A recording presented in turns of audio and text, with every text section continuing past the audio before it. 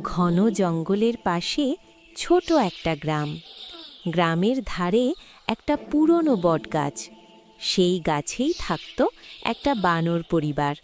বাবা রাজু, মা সীতা আর তাদের ছোট ছেলে চিন্টু। রাজু সাধারণ বানর ছিল না।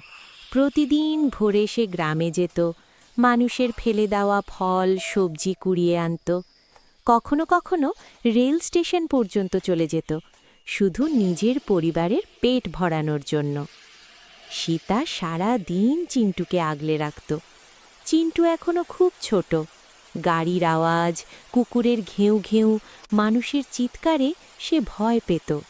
মা তাকে বুকের কাছে জড়িয়ে রাখত। একদিন হঠাৎ ভারী বৃষ্টি নামল। জঙ্গলে খাবার কিছুই পাওয়া গেল না।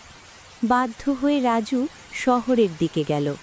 রাস্তা পার হওয়ার সময় হঠাৎ একটা দ্রুত গতির গাড়ি এলো। ধাক্কা লাগলো। রাজু মারাত্মকভাবে আহত হলো। বটগাছের নিচে সীতা আর চিন্টু সারা দিন অপেক্ষা করতে লাগলো।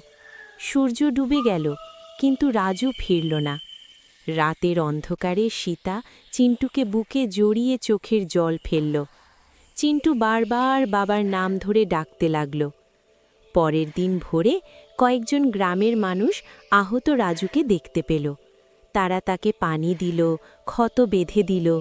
অনেক কষ্টে রাজু সন্ধ্যায় বটগাছের কাছে ফিরে এলো। বাবাকে দেখে